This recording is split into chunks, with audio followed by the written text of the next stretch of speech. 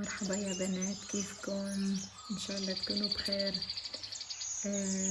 مين منا يا بنات ما بدها تقشر جسمها او وجهها او ايديها او رجليها من التصبغات، من حروق الشمس، من تراكم السنوات على البشرة. جبت لكم مستحضر كتير كتير اكتر من رائع وعن تجربة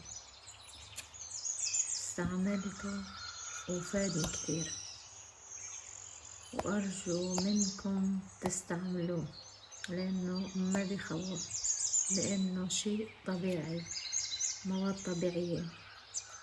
راح نستعمله بعدة طرق، بزيت جوز الهند، زيت اللوز أو بالمي. والمستحضر هو يا بنات الحنة البيضة. تعرفوا الحنة البيضة؟ هاي هي الحنة البيضة. نستعملها كمقشر للوجه والإيدين، نستعملها بالمي. هلا بتشوفوا معي الطريقة. نقشر، نعمل سكرين للبشرة ونقشرها، وبعدين بنرطبها بمواد مرطبة. تابعوا الفيديو للآخر. بنجيب صحن صغير، ملعقة. بنجيب الحنة البيضاء حسب الاستخدام يا بنات، إذا بدكن كتير للجسم كامل، إذا بدكن لمنطقة بتحطوا القليل.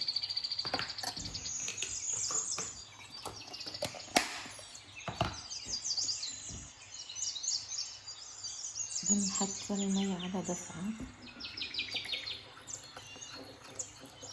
بنخلط كتير منه.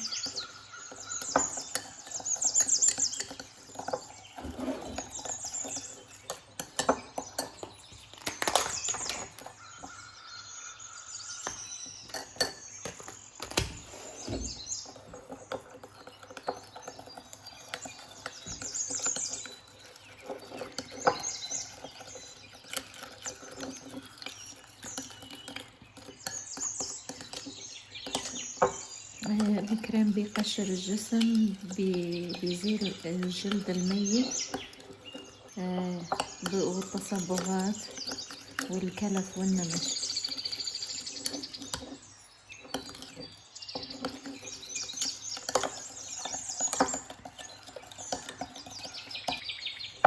النتيجة بتكون هيك يا بنات، شوفوا.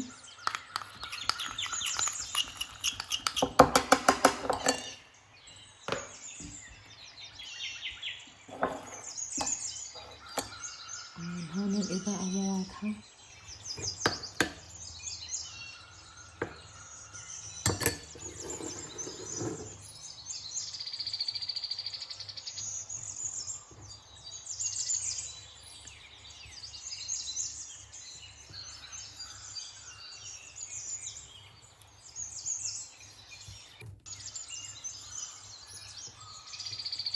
وبتضلوا هيك عم تعملوا حركات دائرية، وتتركوا لينشف لمدة 10 دقايق، وبعدين تشطفوه بمي دافية، وبترطبوا الجلد بكريم مرطب بنيفيا أو أي كريم انتو تستعملوه لمدة أسبوع. ضلوا على هالوصفة لمدة أسبوع، مرتين بالأسبوع لمدة 7 أيام، مرتين بالأسبوع، وراح تشوفوا النتيجة، بياض الثلج.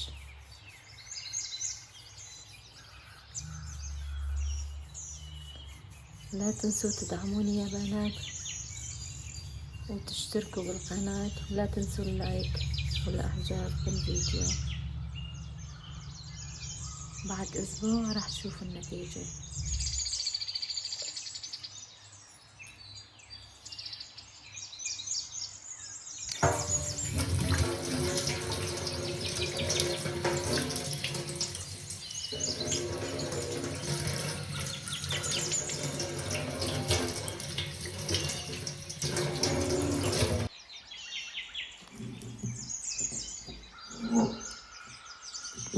بنحط فازلين ندهن.